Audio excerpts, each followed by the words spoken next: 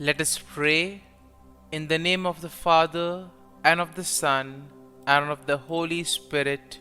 Amen. O Jesus, through the Immaculate Heart of Mary, I offer you my prayers, works, joys, and sufferings on this day for all the intentions of your Sacred Heart, in union with the holy sacrifice of the Mass throughout the world, in reparation for my sins, for the intentions of all my relatives and friends, and in particular for the intentions of the Holy Father. Amen. Let us pray for the intentions of the Holy Father for the month of December. For persons with disabilities, we pray that people living with disabilities may be at the center of attention in society, and that institutions may offer inclusive programs which value their active participation. Our Father, who art in heaven, hallowed be thy name. Thy kingdom come, thy will be done, on earth as it is in heaven. Give us this day our daily bread, and forgive us our trespasses, as we forgive those who trespass against us. And lead us not into temptation, but deliver us from evil. Amen. Hail Mary, full of grace, the Lord is with you. Blessed are you amongst women, and blessed is the fruit of thy womb, Jesus. Holy Mary, Mother of God, pray for us sinners, now and at the hour of our death. Amen.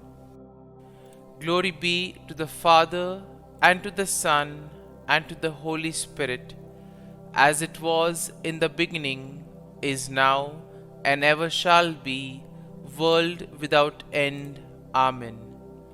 My dear friends, the Word of God welcomes us this morning. And as we begin this day, let us begin by spending time with the Lord. As we have decided to welcome this day in the presence of the Lord, let us begin by thanking Him for all that He has done for us, all the blessings that He has bestowed on us, and most importantly, for all the graces, for all the favors that He has given us right from our birth till now. On many occasions, we see that because we are caught up with so many other activities, because of our busy schedule, we don't pay attention to these small details that are there in our lives. Very often, these graces, these blessings, which are so important in our lives, are kept aside. And therefore today, as we begin today's morning prayer, we ask the Lord to give us the grace so that we may be able to appreciate the good things that He has done for us. And therefore, it is appropriate that we begin today's prayer by thanking the Lord for all that He has done for us.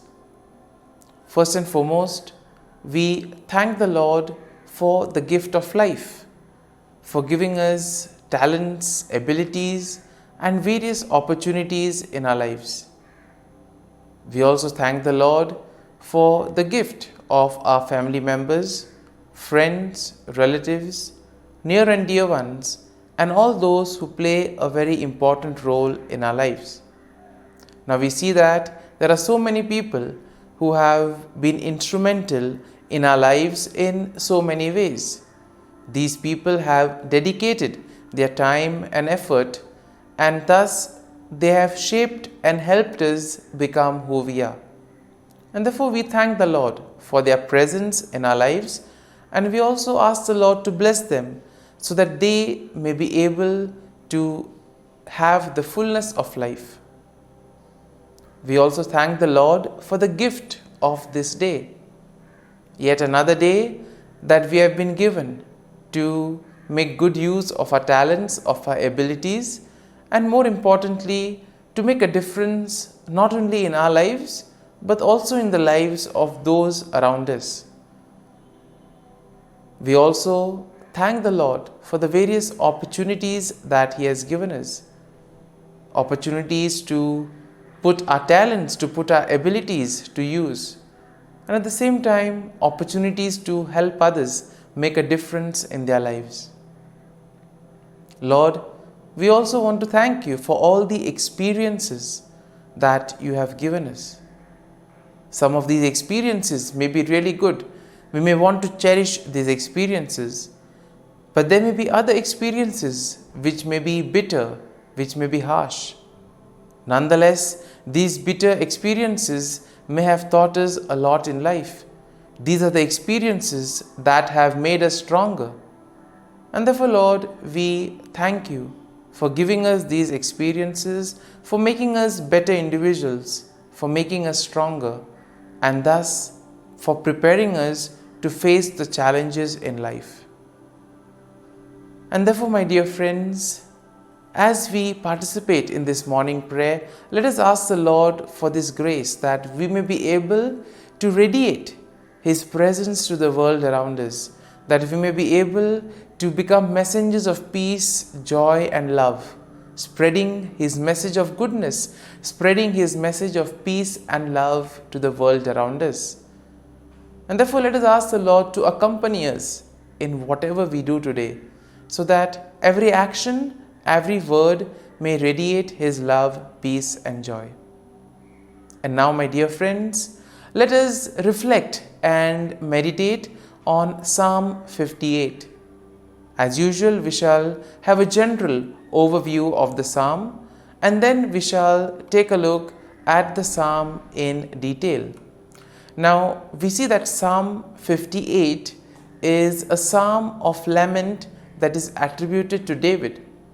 It is a powerful and impassioned plea for God's justice against wicked rulers and unjust judges. And therefore, we see that the psalm can be also divided into three main sections. The first section, which is basically a denunciation of wickedness and a call for God's judgment, and this we'll find in verses 1 to 5. Then the second part of the psalm is a depiction of the fate of the wicked, which we will find in verses 6 to 9. And finally, we also see a declaration of trust in God's justice and praise for His name. And this theme is found in verses 10 to 11. And therefore, we see that overall, when we look at the psalm, we can see that Psalm 58 is a passionate plea for God's justice against wicked rulers and unjust judges. Even in today's world, we do find ourselves in situations where we may either be victims of injustice, or we may also see injustice happening around us. And therefore, this psalm could be quite a reminder for us of how to proceed. The psalm can also be a consoling psalm, telling us that the Lord will take care if we place our faith and trust in Him. Now, we see that the psalm also condemns the deceitful practices of the wicked people, and it also calls for God's swift judgment upon them. The psalm highlights the righteous indignation of the psalmist, who places his trust in God's righteous judgment. And therefore, the psalm will also serve as a reminder of God's love. And therefore, we see that God is the ultimate judge, and we see that the psalm also affirms the faith that justice will prevail. Ultimately, we see that the psalm will lead us to praise and recognize God's faith and trust. And therefore, when we take a look at the psalm in detail, we see that in the first part of the psalm, the first section, David will denounce the wicked rulers and judges who fail to administer peace. And these are the wicked people who oppress the righteous. Here we see that he uses very strong language to describe their wickedness and deceit, calling them gods who speak lies and who weigh out injustice. And therefore we see that David also expresses his righteous indignation by imploring God to break the teeth of the wicked and to tear out their fangs like the fangs of a lion. And here we can see that it's very powerful language, and which probably expresses the anger, the sorrow that David is experiencing, the grief that he is going through. And therefore David also accuses them of being deaf to the voice of charmer, and therefore meaning that they are very unreceptive to the advice that is given to them. In other words, these are the people who are not willing to change. Now, in the second section, we see that David vividly portrays the fate of the wicked. And here he sees that he compares them to a serpent whose venom is useless and cannot harm others. And he envisions their demise, stating that they will be swept away like a stillborn child, never to see the sun. Once again, very strong language which probably expresses the grief that David is undergoing. Also the fear, the anger that is there within. And here we see that David emphasizes that God will swiftly and decisively judge these wicked people. Therefore, by doing so, he also affirms that God's righteousness and justice will prevail. And then in the final section of the psalm, we see that David declares his trust in God's justice, and David also praises the name of the Lord.